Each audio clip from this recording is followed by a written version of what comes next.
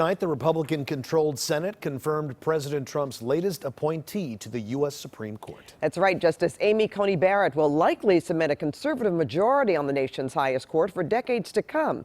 KCAL9 political reporter Tom Wade is here live with the very latest on this. Tom? Hi there, Pat and Juan. Well, President Trump has reshaped the federal judiciary, and this third appointment to the Supreme Court during his first term will have major implications for big cases right away, including gay rights, health care, and even the census. The nomination of Amy Coney Barrett of Indiana to be an Associate Justice of the Supreme Court of the United States is confirmed. Tonight, Senate confirmation of Amy Coney Barrett to the Supreme Court. The vote almost entirely on party lines, 52-48, with only one Republican voting no. The vote came after 30 hours of debate. Voting to confirm this nominee should make every single senator proud. The American people, their lives and rights and freedoms, will suffer the consequences of this nomination. A short time after tonight's vote, Barrett attended a swearing-in ceremony on the South Lawn of the White House, conducted by Justice Clarence Thomas. That I will support and defend the Constitution of the United States. Justice Barrett spoke briefly after taking the oath. It's a privilege to be asked to serve my country in this office, and I stand here tonight truly honored and humbled. Barrett swearing in gives President Trump a staggering third justice appointed to the Supreme Court.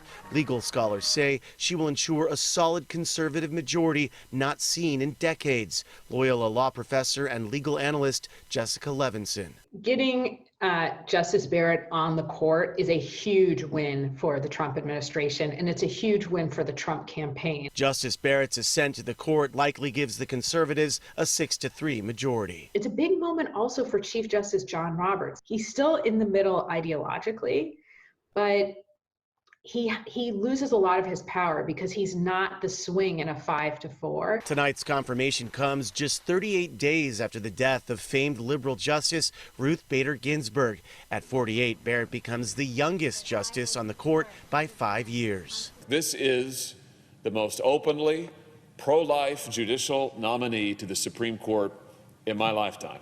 And she'll be seated in time to hear some pivotal cases next month, including one that pits religious freedom against gay rights and another involving the fate of Obamacare, plus urgent ballot counting cases from North Carolina, Pennsylvania, and Wisconsin. Justice Barrett will have an immediate impact on the court. There's no two ways about it. And there are some blockbuster cases coming up in November, a case dealing with the Affordable Care Act, a case that is, again, the clash between religious rights and freedom from discrimination for the LGBTQ community. There's a case dealing with the census and whether or not we count undocumented immigrants. The optics of tonight's event raised some red flags among health experts. While many people tonight were wearing masks, back on September 26th at the White House, when Trump introduced Barrett as his nominee, the crowd was not wearing face coverings. Soon after, President Trump was diagnosed with COVID, and Dr. Fauci said this about the event. We had a super spreader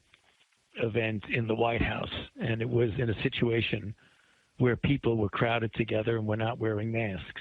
So the data speak for themselves. Vice President Mike Pence was set to preside over the Senate for the final vote tonight, but Democrats urged him to reconsider, given that several of his top aides have tested positive for the coronavirus. Live in the newsroom, I'm Tom Wade. Pat, back to you.